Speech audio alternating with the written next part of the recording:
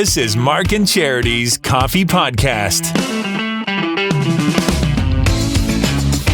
Mark and Charity Coffee Podcast, Wednesday, May 24th today.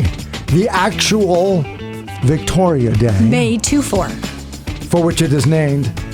But because we're Canadians and we're pretty smart about these sort of things, we said, you know what, with all due respect to her birthday, can't we always just make it a long weekend? And we went, yes, let's do that. Keep it on, what is it, the third Monday? 4th Monday of May? Second last Monday of May? The Monday never goes beyond her birthday. So the weekend after Mother's Day. I think so, for the most part, something like that. So we got to figure it out. Because it's always anyway. my sister's birthday is the 20th, and it always falls around her birthday too. Right. Okay. It always seems to be around that time. Yeah. Although the Americans are onto something with their Thanksgiving, because it's not a date. Again, it's a day. Thursday, it's a Thursday. So yeah, to keep it a long weekend, it's kind of nice that we do that too. That's so American though. Like a long weekend in Canada is 3 days. They're like, no, we'll take 4. We'll do 4. Thanks. And, well, they're very thankful people. And the Friday, we're going to make it a shopping day. Exactly. Yeah. We're not even going to just make it a family day. Then we're going to go spend money. It's the holiday season. So happy Victoria Day, everybody. Yes. It's my sister's birthday. I texted her and she sent back a funny little gift because that's what siblings do now. Of course. And can you share it? Oh, or is it private? Know. Is it a private gift? Or? No, it's one of the Does it have to do with Olsen her birthday? Twins. Or no, it was one of the Olsen twins from Full House. Yeah. So where's this? Oh, hang on. What's my sister's name? Kathy's my wife. Should have maybe ran through this before we started recording. Happy birthday. And then she said, thanks. Then I sent gifts of cakes and she sent back, you got it, dude. Ah, with the thumbs up. The thumbs up from the, Well, that's nice. Old people sending Can I gifts. ask how old she is? I don't. Because you're the baby. I think she's 71. Okay. That's what my wife told me last night, that my sister is, because I know we're 10 years apart. It's either 10 years when it's her birthday or 10 years when it's my birthday before hers. So it must be 10 when it's mine for a few months. And then, yeah. And growing up, this is weird, but growing up, I never saw it because I was the youngest. People would say, oh my God, I can totally tell you're Maureen's brother. You look alike. Do you see it now? Nope, still don't. But maybe I do. Well, you've said that about me and my sister. Yeah, you see, you're and I don't see it at all. Spitting image. And you're not the only one who said that, but I don't see it at all. Now, there's not 10 years between us. There's only 18 months. Yeah. But I think she looks totally different. Wayne and her used to work at the same place. And they used to love the Christmas parties because Wayne would bring me. And people would think I was my sister. Yeah. And there was a year I didn't go. And he was with my sister. And they were totally... confused. They had no idea. They didn't know if it was her or me. And she works with them. So he dated you? He was with you? No, he took my sister. They just went. I couldn't go. As a gag. So they just went together because my brother-in-law couldn't go. So she said, well, we might as well go together. We work at the same company. It's our Christmas party. So they went. Oh and the people she worked with tongues a wagging. Couldn't handle it. They were like, oh, well, where's Emily? And she's like, it's me, dumbasses. But it threw people off. I've never seen that. I've never understood why people say we resemble. In your case, it's even more baffling because it's your sister. Right. It's not a brother. Mm-hmm. So I think and 11 years apart. Yeah. I was 7, she was 18. So I'm sure she was thrilled to hear that. This kid that you dragged to the store. However, now that I'm 60, it happens every once in a while over the last few months where I will turn and make a facial expression, eyes and everything, and Kathy will say, oh my God, you're your dad. Because he lived to be 92. So we've always, by the time she knew my dad, he was late 50s, 60. Yeah. And then, here we go. Home stretch of life. Bring it on. Again, funny you bring that up. I do. I've always looked like my mom, but now I have the same haircut my mom had. Oh, at this age. Yep. So I've run into seeing her friends and family now. They've commented more recently in the last few years how much I look like my mom. In fact, they were renewing their passports last year. And I just happened to pick up her old one. I'm like, oh. And I asked my kids and my nieces, I'm like, oh, who's this? And they looked at it, they're like, that's you. I said, nope, that's Grandma. Thank you. From about 5 years ago. From last week. Exactly. So yeah, it's funny. You do. Genetics blow my mind because, again, with my sister, and I'm sure with your siblings too, we came from the same place. But those little differences, the things, and even with my boys, like I have 2 boys, but yet they're totally different, and they came from the exact same place. So for them to be formed, it's very cool. And we all have the Philbin teeth. This tooth here, we all have that. Kind of over a bit? Yeah, we all have that one near the incisor. Every one of us were born that way. Crazy, you know? And right it's down funny, to that. Wayne's family, all the grandkids have a mark at the back of their neck. Oh. At the top, right at their hairline. They all have, it's almost like a birthmark. Yeah. But all the grandkids, all 8 of them, were born with this mark. That's nuts. I know. It's kind of cool. Right beneath some fade more than others, but yeah, and it's medulla covered up. oblongata, right beneath that. No, I don't know. Yeah, I don't know if that's a birthing thing. I don't know. But it just, we all noticed it. We're like, Same midwife, well, grabbing them there, yanking them out. Ouch. That's pretty cool. Anyway. So yeah, that was that. Well, happy birthday to your sister. Thank you. Yes. I'll make sure I got that out there. What else going on this morning? A lot of Dancing with the Stars getting ready for Friday. Thanks for putting the videos up. Well, thanks for talking about it. People who are going, hey, I don't want to talk about it. What? You don't want to talk about it? No, to my friends. I don't want to. Hey, you're okay, I'm done with you. We put up our, we were talking about it this morning because we put out, it's throwback this week. So we're featuring the songs we danced to, as we've mentioned this week as well. Mark and I did compete in it way back when. So we put our videos up to remind everybody how we competed in it back in 2009. Pre-morning show days. Yes. Everybody. Didn't know each other then. Yeah. Which is why you agreed to do this show. From Dancing with the Stars. You impressed me so much with Dancing with the Stars. I was like, I need to work with him. If you really knew me, you'd still be working at Allen's. If you had really figured it out.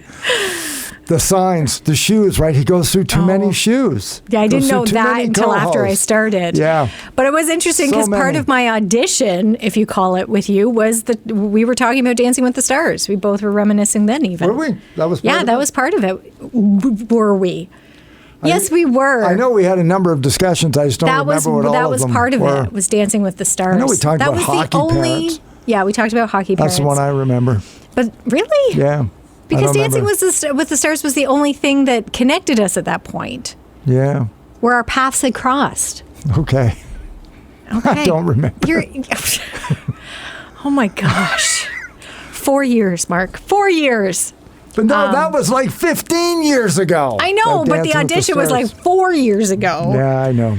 Now that I'm working with you on a daily basis, it's just like, we did that? Were we both in Dancing with the Stars together? We don't need to worry about that. Oh my gosh, you're like somebody who keeps bringing up the first date. Okay.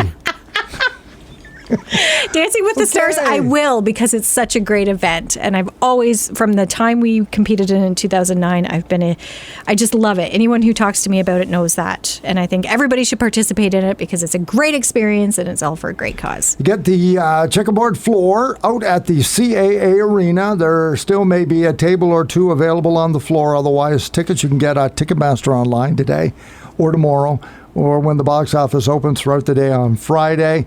Your ticket is also your ballot to fill out your vote because it is completely audience participation on the voting. Mm-hmm. You have a vote when you get in there, and they raise money for Volunteer and Information Quinte, who exists so that when people say, hey, I've got some time, I'd like to volunteer, my passions lie here, is there anywhere that I can help? They find the place for you. And then organizations who are doing either charitable work all the time or eventing may say, we got a thing going on Saturday, we need 10 volunteers. They go to Volunteer and Information Quinte. So both sides of that. So it's a very important organization here across the Quinte region. And this is, if not their biggest fundraiser, pretty darn close. Golf tournament does a lot too. And I know that's coming up in July. The ladies golf tournament. Final one they're going to be doing. And that Mark is golfing in as well. Because I do well with the demo. The ladies love you, Mark. Hard to believe. It was funny when I was talking to Tracy. Not funny, but Tracy and Brenda both. When they mentioned the golf tournament, I'm like, oh, that sounds like fun. Thinking that, oh, maybe Charity would like to golf. Nope. When I said, that sounds like fun, they're like, yeah, could Mark come and golf? in the ladies' golf tournament. But you are golfing, right? I think so. Because I saw the picture of you at the driving range, sticking your tongue out. Yeah, I'm not a good golfer. No, and you're not very photogenic. If I golf, when are you we golf. golfing together? Oh, of course we are. Are you kidding me? We're sharing a cart and you're driving. Okay, well then no, I'm not. Yes, you are. No, I'm not. You ask people tournament. who have rode with me in a golf cart. I'll walk. Carry my clubs on the back of the cart. I'll walk. You may want to, Mark. Get my I am steps. not a good golf cart driver. I am a better rider when it comes to golf carts, but I am not a good golfer. You need to know this because It's okay. you're a tad competitive. Yeah. And I'm an athlete, quote unquote. I am not. I don't pretend to be. I don't put myself out there as one. I am not an athlete or a golfer. I know I'm not allowed to win because I'm a man, so it doesn't matter to me. On that day, I think it will. I don't want you to get frustrated. If we come last, with my it'll bother me. lack of ability here. Well, if it's best ball, we'll do fine because you'll hit it and we'll be fine. Well, it is. That's what happens. Yeah. It's best ball. So I'm it'll still be going to try fine. hitting the ball. That's the best part is driving. Not like the cart, but using my driver. I like that. The rest of it. Putting? You don't like putting? Putting's great. If I can get on the green, it's great. It's getting to the artistic. green. Oh, it's we'll getting get you. there. We'll get you on the green. Don't worry about it. See, okay, then we'll be fine. Then but artistic. I don't want you to set your don't When is this? expect a lot. First week of July? Yes. Okay. I put pictures up of me on a golf course, but that doesn't make me a golfer. Me See, neither. you say that now. Yeah, but I haven't even played yet this year. I would like to continue on the path to becoming friends. I don't want It could happen. I'm not sure we'll get there. After this tournament, that's what I'm saying. I don't want this tournament to ruin that potential. So just be it's a good signpost, right? Like if we can't handle 9 holes of golf on a golf course. Is it 9 or 18? Oh, it is 9. It's just 9. They don't play 18 anymore. Just 9, yeah. That's right. It's only Okay, 9 I holes. can do. Sure. But it's going to suck. And then are we doing prizes after? Like is there a prize table? Are you I and honestly don't hosting know. Stuff? I haven't gone to this golf tournament in years. They still did the pampering treatments last time I went. Do they still do those? I'm sure they're still going to do that. Okay. And there were prizes before too, but it's numbers, right? You call a number and so I think what happens is you will do that. Maybe I've got this all wrong, and Brenda and Tracy are listening to the podcast going, stop it, both of you.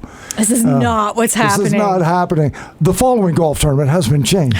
So that you call out names or numbers, I deliver the prizes to the women. That's the why way they it want you goes. there. Yeah, so we make Look a big at you. deal. You're like all puffing up. And I make a big deal out of it. Yeah, they kind of like Weird. that. We I'm give shocked. a bunch of alcohol, and then I went around handing out prizes. It's just a wonderful as the day. only male in the room. It's a wonderful, wonderful day.